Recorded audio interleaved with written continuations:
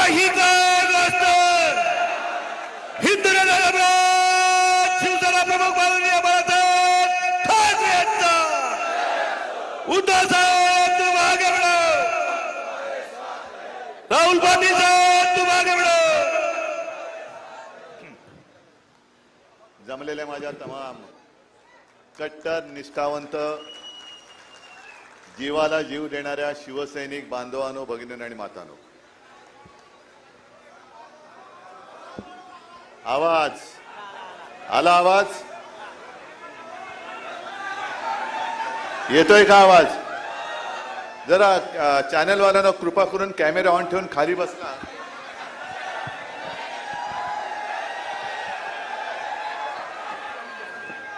बस येतोय आवाज आता? काय होतं थोडं समजून घ्या, कारण जसं तुम्ही मला इथे बघताय तसं यांच्या माध्यमातून देशातल्या कानाकोपऱ्यात आपले शिवसेना प्रेमी आपला कार्यक्रम बघतायत.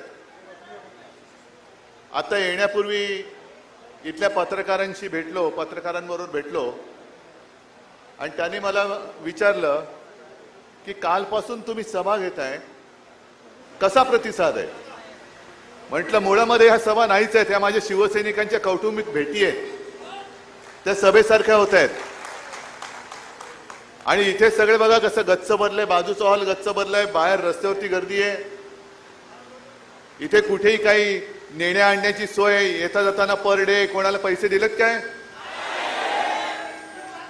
हे सगळे शिवसेना प्रमुखांनी मला दिलेले जीवाभावाचे माझे सोबती आहेत. इथे खुर्च्यांशिवाय मला नाही वाटत कोणती गोष्ट भाड्याने आणली असेल. पण या खुर्च्या सुद्धा, ज्या खुर्च्यांवर सगळे बसलेत, ती सुद्धा आपली हक्काची माणसं आहेत. कोणाला कसा मात चढला असेल, तो एका शब्दात कसा उतरवायचा आहे ते संजय राऊत यांनी दाखवलं. किती मारशील माजून एक शब्द पुरेसा आहे, तुझं सगळं कोलमडून पडतं. आज बऱ्याच दिवसानंतर परभणीत आलोय. पहिल्या प्रथम मी परभणीकरांना धन्यवाद देतोय की तुम्ही आपल्या हक्काचा शिवसेनेचा महापौर निवडून दिलात, त्याच्याबद्दल खास धन्यवाद देतोय. जनतेची सेवा करणारा एक कार्यकर्ता तुम्ही निवडून दिलात. आता त्याच्याही वरनं माझ्यावरती टीका झाली. याने म्हणे बाळासाहेबांचे विचार सोडले. का सोडले? की म्हणे महापौर मुसलमान आहे. असेल, पण तो आमचा आहे. त्याला शिवसेनेची उमेदवारी घेऊन शिवसैनिक म्हणून तो लढलेला आहे. बरं, ज्यांनी माझ्यावर टीका केली की यांनी म्हणे मुस्लिम महापौर दिला, बाळासाहेबांचे विचार सोडले, मग त्या गदड्यांना विचारायचं, तुम्ही कालच्या विधान परिषदेमध्ये जो आमच्या नावंदरच्या विरोधात उभा करून निवडून आणला तो कोण आहे? मग ठीक आहे, आपण तराजू काढू. त्यांनी निवडून दिलेला आमदार, त्याची पार्श्वभूमी काढा, त्याच्यावरती तो कुठे काय केस खटले बिटले होते, तुरुंगात होता का ते काढा. आणि एका त्या महाराजांच्या कीर्तनासाठी स्वतःची शेती पीक काढून ती जमीन उपलब्ध करून देणार आमचा महापौर बघा.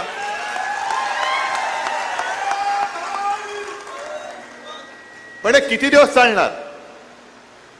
म्हणजे आपण जरा कुठे काय केलं की बाळासाहेबांचे विचार सोडले, पण तुम्ही शिवसैनिकांशी आणि शिवसेनेशी गद्दारी केली. हा बाळासाहेबांच्या विचारांचा तुम्ही घात केलेला. मला तोही क्षण आठवतोय. मी विधानसभेला सुद्धा प्रचाराला आलो होतो आणि लोकसभेला सुद्धा आलो होतो. लोकसभेला तो स्टेडियम पूर्ण भरला होता. ते राहुल, ती सभा एक आपल्याला परत घ्यायची, त्या स्टेडियम मध्ये घ्यायचे.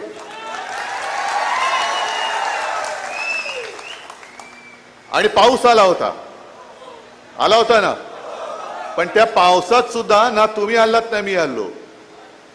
आणि मला काय अभिमान वाटत होता की दोन्ही जणांना, एका बाजूला राहुल होता, दुसऱ्या बाजूला कोण? जरा गोंधळलो मी, कारण काय नवीन तुम्ही नावं ठेवता. काय आताच तो होता. आता मला काय माहित की वाघाचं कातडं पांघरलेला हा काय, जरा मला शब्द पाठ करायला त्रास होतो. वाघाचं कातडं पांघरलेला कोण होता? तर मी काय करू, मी केले दोघांच्या हातवर. त्यातला एक हात राहुलनी जो पकडला होता तो वरच्या वर चांगला अजूनही अभिमानाने, आणि दुसरा पळाला, विकास करण्यासाठी पळाले. मला पत्रकारांनी तेही विचारलं, विकास निधी म्हटलं कोणाचा? मतदारसंघासाठी, मतदारांसाठी की स्वतःचा खासगी विकास निधी? कारण तो एक व्हिडिओ तो सुद्धा फिरतोय, विमानात बसलेत महाशय आणि बदाम वगैरे खात आहेत. शेतकरी बिचारा असाच उपाशी आहे. पण हे विकास करणारे लगेच प्रायव्हेट विमानामध्ये, कोणी दिला पैसा? प्रायव्हेट विमानातून चालले ते सगळे गाढवं. आपल्या इथला गाढव, बाजूचा आहे विदर्भातला एखादा, सगळे. आणि एवढ्या बेशरमपणाने तो व्हिडिओ टाकले की त्याच्यामध्ये तो एक दलाल पण दिसतोय, ज्यांनी खरेदी विक्री करतात ना, दलाल जे नाक्यावरती उभे राहतात, तसा तो दलाल पण दिसतो त्याच्यामध्ये. पण हे बेधडक, म्हणजे कोणाची जनाची नाही, मनाची नाही, कोणाची पर्वा नाही, लाज लज्जा शरम सगळं गुंडाळून ठेवलंय आणि खासगी विमानातून दिले. कुठून आणला हात पैसा? म्हणजे माझ्यावरती जे टीका करतात की आत्मपरीक्षण केलं पाहिजे उद्धव ठाकरेंनी, पक्ष का फुटतोय? खरंच आत्मपरीक्षण केलं पाहिजे, पण एकट्या उद्धव ठाकरेंनी नाही, आत्मपरीक्षण सगळ्यांनी केलं पाहिजे. ममता बॅनर्जी पासून सगळ्यांनी केलं पाहिजे. आणि त्याही पेक्षा टीकाकारांनी केलं पाहिजे की आमच्या पक्षफुटीची केस 4-4 वर्ष सुप्रीम कोर्टामध्ये अजून प्रलंबित आहे, का आत्मपरीक्षण केलं जात नाही, का ती केस प्रलंबित आहे? आता सुद्धा हे 6 गद्दार झाले. अरविंद सावंत, संजय राऊत आणि अनिल देसाईंनी जाऊन, आणि एक आपले राजाभाऊ वाजे, अभिमान आहे मला त्यांचा, लोकसभा अध्यक्षांनी जाऊन पत्र दिलं होतं की जर तुमच्याकडे कोणी असं आलं तर कोणताही निर्णय घेण्याच्या अगोदर आमचंही म्हणणं ऐकून घ्या. आणि त्याच्याप्रमाणे त्यांनी गेल्या 24 तारखेला, म्हणजे अरविंद सावंत हे आपल्या लोकसभेच्या संसदीय कामकाज समितीच्या दौऱ्यानिमित्त अध्यक्षांच्याच सहीने जे पत्र येतं त्या पत्रानुसार कारगिलच्या दौऱ्यावरती होते. कारगिलचा म्हणजे देशासाठी हा महत्वाचा विषय. कारगिलच्या दौऱ्यावर तुम्हीच पाठवलं होतं, येणार होते 25 तारखेला, पण लोकसभा अध्यक्षांचं फरमान आलं तुम्ही 24 तारखेला या. मी अरविंदना म्हटलं की तुम्ही त्यांना सांगा की आपल्याच आदेशानुसार मी कारगिल येथे आलोय, तो दौरा देशासाठी महत्वाचा आहे, अर्धवट सोडून येऊ का? त्यांनी म्हटलं या. कारगिल गेलं खड्ड्यात, कारगिलचा दौरा बिवरा काय नाही, तुमचा पक्ष फुटण्याची घाई झाली माझ्या मालकांना, त्याच्यासाठी तुम्ही पहिले या. आणि मग त्यांना आपली बाजू आपण सांगितली, मांडली. जी बाजू मी शिवसेना वर्धापन दिनाच्या निमित्ताने, ती उल्हास बापट म्हणाले, ती मी क्लिप ऐकवली होती, तुम्ही ऐकली असाल ती क्लिप. त्याच्यात स्पष्ट आहे, ते काय शेड्यूल 10 ना, त्याच्यामध्ये असं म्हटलेलं आहे की 2/3 लोकांनी, म्हणजे हा माझा पक्ष आहे, हा पक्ष इथून निवडून देतो, तेव्हा ते जाऊन तिकडे बसतात. तिकडे जाऊन बसणारे म्हणजे पक्ष नाहीत, ते आमचे प्रतिनिधी आहेत, लोकप्रतिनिधी आहेत. लोकप्रतिनिधी म्हणजे पक्ष नव्हे, जनता मतदार म्हणजे पक्ष आहे. आणि 2/3 जे सभासद असतात तिकडे लोकप्रतिनिधी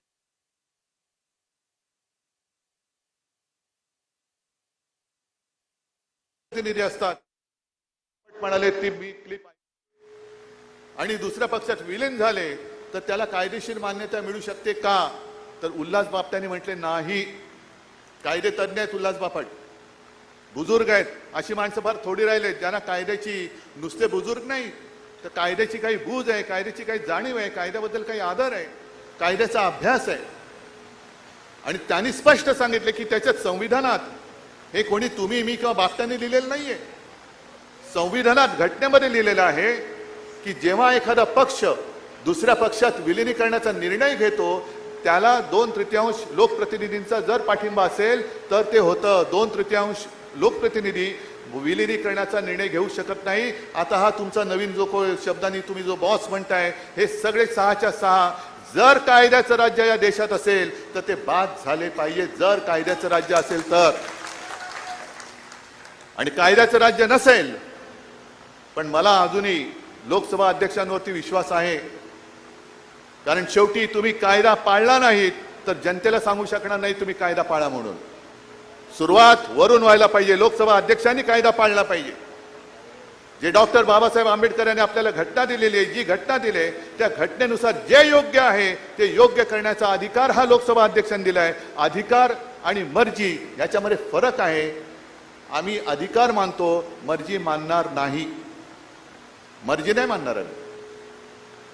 आणि म्हणून 2/3 जर तिकडे गेले असतील, त्यांना वाटलं असेल की 6वा आला म्हणजे झालं, 6वा आला म्हणजे झालं. होत नाही. आणि कायद्याला जागणारे लोकसभा अध्यक्ष आहेत असा माझा अद्याप तरी विश्वास आहे. आणि कदाचित या चॅनलच्या माध्यमातून ते बघत असतील. मी जे मराठीत बोलतोय ते हिंदी करून त्यांना कोणतरी सांगत असेल तर त्यांना मला हात जोडून सांगायचंय की जे घटनेत दिलेलं आहे त्याचं उल्लंघन तुमच्यासारख्या जबाबदार पदावरती बसलेल्या व्यक्तींनी करता कामा नये. कारण नाहीतर इतिहासामध्ये जशी आमची एक निस्पृह निष्पक्षपातीपणे न्याय देणारे म्हणून रामशास्त्री प्रभूणेंची नोंद झाले, तशी तुमची घटना तोडणारे अध्यक्ष म्हणून नोंद होऊ देऊ नका. एवढीच मला त्यांना हात जोडून विनंती करायची. आणि मग राहतोय प्रश्न तो परभणीचा. आता सुद्धा मी येताना मला शेतकरी भेटले, आमचा पीक विमा अजून मिळालेला नाहीये. काय विकास कुठे आहे? ज्या वेळेला इकडे गेल्या वर्षी अजून 1 वर्षही नसेल झालं, आपत्ती आली होती, प्रचंड पाऊस कोसळला होता, शेतकऱ्यांचं पीक तर वाहून गेलंच, घरदारं वाहून गेली, मुलांची वह्या पुस्तकं वाहून गेली, आणि शेत जमीनच्या जमिनी खरवडून गेल्या होत्या अक्षरशः. म्हणजे ते सगळे खालचे दगडगोटे हे वरती आले होते. आता जसे दगडगोटे गद्दार वरती आले तसे ते जमिनीतले दगडगोटे वरती गेले आले होते आणि जमीनचा कस संपूर्ण मारून टाकला होता. जे म्हणतात उद्धव ठाकरे फिरले नाही, उद्धव ठाकरे फिरले नाही, मग तेव्हा कोण फिरलं होतं? मी आलो होतो ना तुमच्या इकडे. पण त्या दौऱ्यामध्ये माझ्यासोबत राहुल होता. हा कुठे होता? गद्दार. मोर्चाला नुसता तोंड दाखवायला आला होता. पण मी शेतकऱ्याच्या बांधावरती जाऊन अंबादास तुम्ही बरोबर होतात, अनेक जण इथले माझ्या सोबत होते, तुमच्यापैकी सुद्धा अनेक जण सोबत असतील. आपण शेतकऱ्याला जाऊन भेटलो होतो, बांधावर जाऊन भेटलो होतो, त्यांच्याबरोबर बोललो होतो. आणि मग तिथून आपण मागणी केली होती की शेतकऱ्याला संपूर्ण कर्ज मुक्त करा. त्या कुठल्याही दौऱ्यामध्ये हा गद्दार नव्हता. उद्धव ठाकरेंनी आमच्याकडे लक्ष द्यायला पाहिजे होतं. मला पत्रकारांनी विचारलं, म्हटलं बरोबर आहे, जर लक्ष दिलं असतं तर तुमच्या भानगडी आम्हाला कधीच कळल्या असत्या. लक्ष नाही दिले, माझी चूक झाली. लक्ष द्यायला पाहिजेच होतं, पण यापुढे तुम्ही लक्ष द्यायचंय. हा जो तुम्ही माझ्याकडे चाबूक दिलेला आहे, आसूड, महात्मा ज्योतिराव फुलेने जो म्हटलंय शेतकऱ्याचा आसूड, तसा हा आसूड आहे. आणि हा चाबूक तुम्ही मला दिलात, पण मी तुमच्याकडे परत दिलाय. कारण हे चालवण्याचं काम तुम्ही करायचंय. हे चालवण्याचं काम तुम्ही करायचंय. म्हणजे तुम्ही आतापर्यंत ज्याला प्रेम दिलं त्या प्रेमामुळे माजले. आणि काही जणांची लायकी नसते. प्रेम ज्यांना परवडत नाही ना ते गद्दारी करतात. आणि जर का विकास निधीसाठी पक्षांतर केलं असेल तर मी काल सुद्धा म्हटलं, झालं आज या वर्षी RSSला 100 वर्ष झाली. 100 वर्ष. भारतीय जनता पक्षाला सुद्धा आणीबाणीनंतर जन्माला आलेला पक्ष आहे. त्याच्या आधी जनसंघ होता. आज आमचे 3 खासदार आणि राज्यसभेत 1 खासदार आहे. हे आपले 3-4 जण पुरेसे आहेत. पण 3 खासदार राहिले, शिवसेना संपली. त्या सगळ्या बेखल्याने मी सांगू इच्छितो की जोपर्यंत शिवसेना प्रमुखांनी हिंदुत्वाचा विषय हाती घेतला नव्हता तोपर्यंत भारतीय जनता पक्षाची आज जगातला सगळ्यात मोठा पक्ष होता, त्याच्याहून आता कॉक्रोच जनता पार्टी मोठी झालेली आहे. आणि त्यावेळेला फक्त भारतीय जनता पक्षाचे 2 खासदार होते. 2. अडवाणी उभे नव्हते राहिलेले आणि स्वतः अटल बिहारी वाजपेयी निवडणूक हारले होते.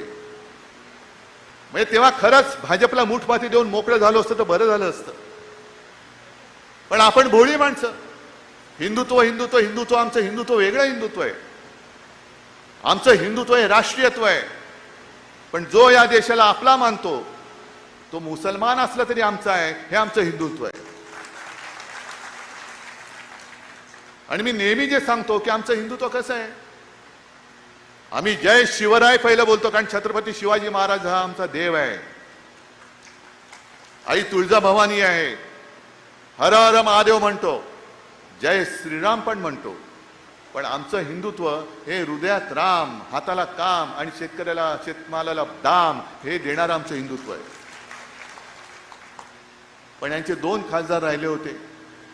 एक देशातली पहिली निवडणूक 1987 साली पार्लेची पोटनिवडणूक, जी फक्त हिंदुत्वाच्या मुद्द्यावरती लढवली गेली आणि जिंकली गेलेली पहिली निवडणूक असेल, ज्याच्यामुळे नंतर स्वतः शिवसेना प्रमुखांचं 6 वर्ष निवडणूक लढवण्याचं तर सोडाच, पण त्यांचा मतदानाचा अधिकार काढून घेतला होता, ती निवडणूक. आणि मग यांचे डोळे उघडले. आज जे हिंदू हिंदू म्हणून बोंब मारतायत, तेव्हा त्यांनी गांधीवादी समाजवाद घेतला होता. गांधीवादी समाजवाद म्हणजे काय, काहीच माहिती नाही. आता गांधीजींपेक्षाही स्वतः मोठे व्हायला निघाले. पण त्यांच्या लक्षात आलं की अरे हिंदू मतदान करू शकतात हिंदू बनून, म्हणून मग रथयात्रा काढली. कशासाठी काढली रथयात्रा? मंदिर वही बनाएंगे, मंदिर वही बनाएंगे. हे आम्ही पण त्याच्यामध्ये एकत्र झालो. स्वतः खैरे साहेब गेले, आपले सतीश प्रधान गेले, तेव्हा सावे होते, अनेक जण हे तिकडे गेले.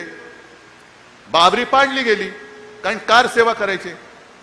दुपारी जेव्हा माहिती आली, बातमी आली, मला वाटतं संजय तूच फोन केला होता बाळासाहेबांना, बाबरी पाडली म्हणून. आणि तेव्हा भाजपचे सुंदरसिंह भंडारी होते. त्यांनी जाहीर केलं हे आमचं काम नाही म्हणे. हे सगळे जे आता जे बोललात ना तुम्ही, कोण बॉस, तशी ती त्यांची ती टोळी आहे, त्यांची टोळी आहे. म्हणजे पहिल्या मी शब्द नाही वापरू इच्छित, तुम्ही समजून घ्यायचं. तशी ती त्यांची टोळी आहे. हे आमचं काम नाही म्हणे, हे शिवसैनिकांचं काम असेल. तेव्हा कसलाही मागचा पुढचा विचार न करता बाळासाहेब म्हणाले, जर ते माझ्या शिवसैनिकाने काम केलं असेल तर त्यांचा मला गर्व आहे. हे असे पळपुटी लोक आणि त्यांचे बूट चाटणारे तुमचे नादान लाचार बॉस कशासाठी राम मंदिर उभारलं? अनेक कारसेवकांचं तिकडे रक्त सांडलं, अनेकांच्या वरती केसेस झाल्या, मुंबईमध्ये दंगली घडल्या, अनेकांना प्राण गमवावे लागले. पण तेव्हा सुद्धा शिवसेना होती, शिवसैनिक होते, बाळासाहेब होते, म्हणून मुंबई सुरक्षित राहिली. शिवसेना भवन उडवण्याचा प्रयत्न झाला, आमच्या भोवती कडेकोट बंदोबस्त लागला. श्रीकृष्ण अहवाल, श्रीकृष्ण समिती नेमली गेली, त्याच्यामध्ये अनेकांना गुन्हेगार आरोपी ठरवलं गेलं. आपलं सरकार आल्यानंतर आपल्या सरकारने म्हणजे मुख्यमंत्री मनोहर जोशींनी तो अहवाल केऱ्याच्या टोपलीत टाकला होता. अटलजींचा फोन आला, नाही आहे, ठीक नाहीये, कचऱ्याच्या टोपलीतनं परत बाहेर काढा, परत बाहेर काढला. कारण त्यांना माहिती होतं की त्याच्यामध्ये एक सुद्धा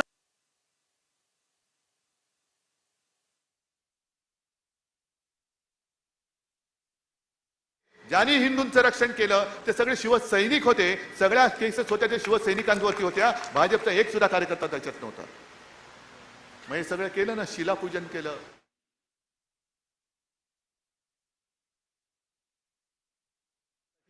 तुम्हाला मंदिर नव्हतं बांधायचं,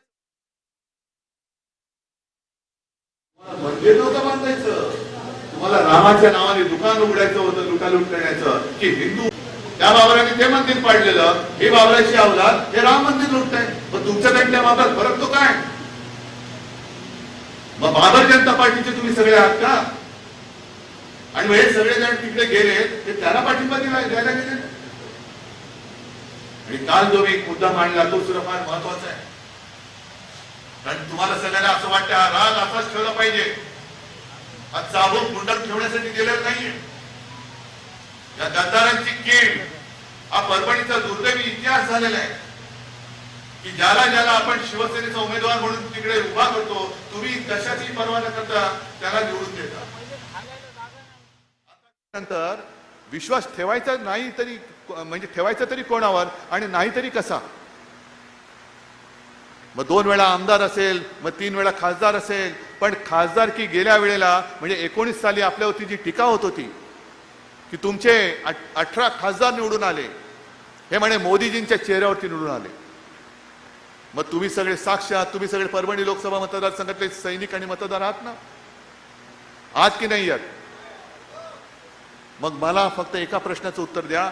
2024 साली तुम्ही बाळासाहेबांच्या फोटोवरती आणि शिवसेनेच्या मशाल निशाणीवरती भरोसा ठेवून मतदान केलं का मोदींमुळे याला निवडून दिला होता?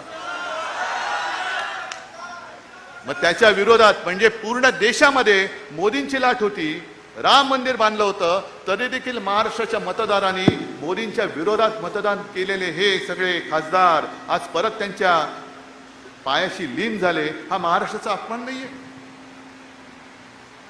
हा महाराष्ट्र धर्म मारण्याचा हा प्रकार करताय. म्हणून काल मी जे बोललो की हा वरवरचा प्रकार समजू नका, याच्या मागे खूप मोठं राजकारण आहे. आणखीन एक जो मला पत्रकारांनी प्रश्न विचारला की हा खासदार जाण्यामागे तुमच्या पक्षातलं काही गटबाजीचं राजकारण होतं का? म्हटलं गटबाजी आमच्याकडे नाही, गटबाजी आता भाजपात चालले. कारण हे ऑपरेशन टायगर नाहीये, हे ऑपरेशन देवेंद्र फडणवीस आहे.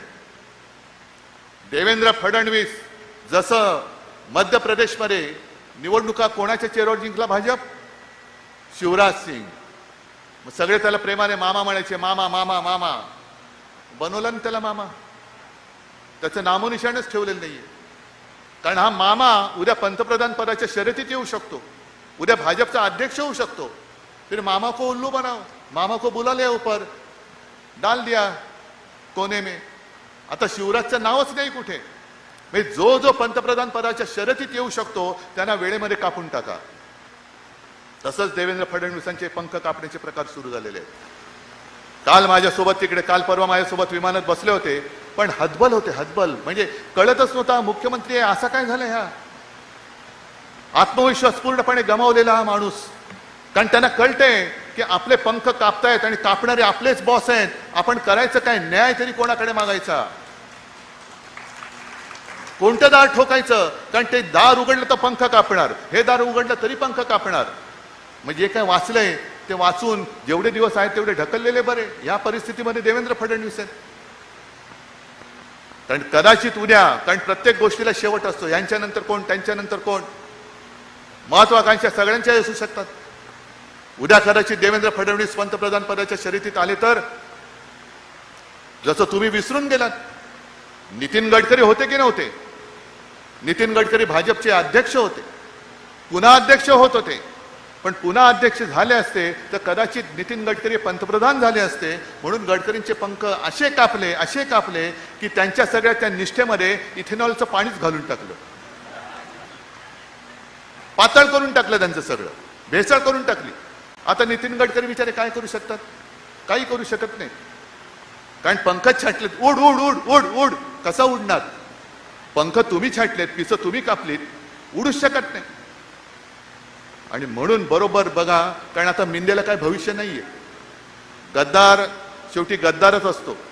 गद्दारांनी किती उड्या मारल्या तरी त्याचं नुसतं वापरा आणि फेका एवढाच मिंद्याचा उपयोग आहे. आपल्या विरुद्ध लढवायचं, पैसे देऊन माणसं फोडायची. बरं माणसं कशी की आता एक एक माणसं जी तुम्ही मेहनतीने तयार केली त्यांचं करिअर उद्ध्वस्त करून टाकायचं. आता हा गद्दार पुन्हा परभणीमध्ये तोंड दाखवला, याला जागा शिल्लक आहे?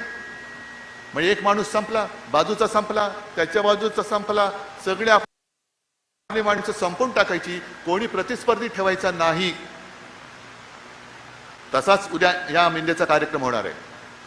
जोपर्यंत त्याचा उपयोग आहे तोपर्यंत मिंदेला डोक्यावरती घेऊन फिरतील आणि उपयोग झाला तर विसर्जन करून मोकळे. कारण हे जर असं नसतं तर हे 6 गद्दार सरळ भाजपात घेतले असते, घेतले असते ना. पण भाजपात नाही घेतले. इथे घेतले ते मिंदेकडे घेतले, तृणमूलचे घेतले ते त्यांच्या भलत्याच कुठल्या तरी पक्षात घेतले. का?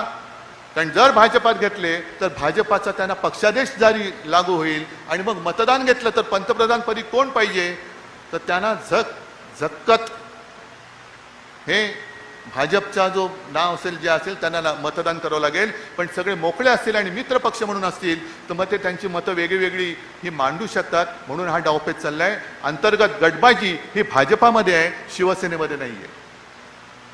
आणि आता तर साफ झाले, आता कुठे दुसरा गट नव्हताच, एकटाच होता, तो गेला. आणि तुम्ही सगळे कट्टर शिवसैनिक हे माझ्यासोबत राहिलेला आहात. जगात जर्मनी असेल आहे, पण देशात परभणी काय आहे, काय असतं हे दाखवण्याची संधी पुन्हा तुम्हाला मिळालेली आहे. जो गद्दार होईल तो आम्ही गाडून टाकतो, जो गद्दार होईल तो आम्ही गाडून टाकतो. हा परभणीचा इतिहास हा परत नव्याने लिहिण्याची संधी तुम्हाला मिळालेली आहे. आणि आजपर्यंत आपला एक इथला आमदार यायचा, एक खासदार यायचा, बाकी एखाद दुसरा आला तर आला. कारण नेहमी मला असं सांगितलं जायचं की साहेब तो खासदार म्हणे खाली सेटलमेंट करतो की खाली तू वरती मी, त्याच्यामुळे खाली एक आपला परभणीचा हक्काचा सोडला तर बाकी सगळीकडे कोणी येतच नाही. आता मला परभणीतले सगळेचे सगळे आमदार निवडून पाहिजेत. सगळे तुम्ही जिथून जिथून आला असाल तिथले परभणी मला पूर्ण भगवा करून पाहिजे. आणि भगवा हा आपला अस्सल छत्रपती शिवरायाचा भगवा. या भगव्यावरती आपली निशाणी सुद्धा टाकू नका. निशाणीचे झेंडे हे वेगळे लावा, मशालीचे झेंडे वेगळे लावा, पण आपला भगवा जो आहे त्या भगव्यावरती एकही चित्र टाकू नका, एकही चित्र टाकू नका.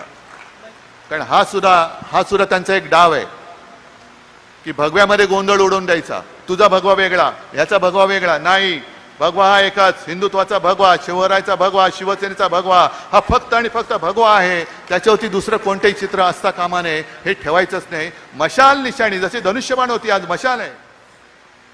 आणि भगवा हा भगवा स्वतःच एक मशालीसारखा आहे. जर लांबून पाहिला उन्हामध्ये फडकणारा भगवा तो ती तळपणाऱ्या मशालीसारखा दिसतो. तो मशाल, तो भगवा, तेवढी ओळखच झाली आपली पुरेशी आहे. आणि या मशाली आता फक्त झेंड्यापुरत्या किंवा निशाणीपुरत्या असता कामा नयेत. या गद्दारी विरुद्ध पेटलेल्या मशाली मला तुमच्या हृदयामध्ये धगधगत्या दिसल्या पाहिजेत. आणि या निष्ठेच्या मशालीनी ही गद्दारी जाळून खाक करण्याची ताकद ही तुमच्यामध्ये आहे आणि ती तुम्ही बजावल्याशिवाय राहणार नाही, हा विश्वास बाळगतो आणि आपली रजा घेतो. जय हिंद, जय महाराष्ट्र.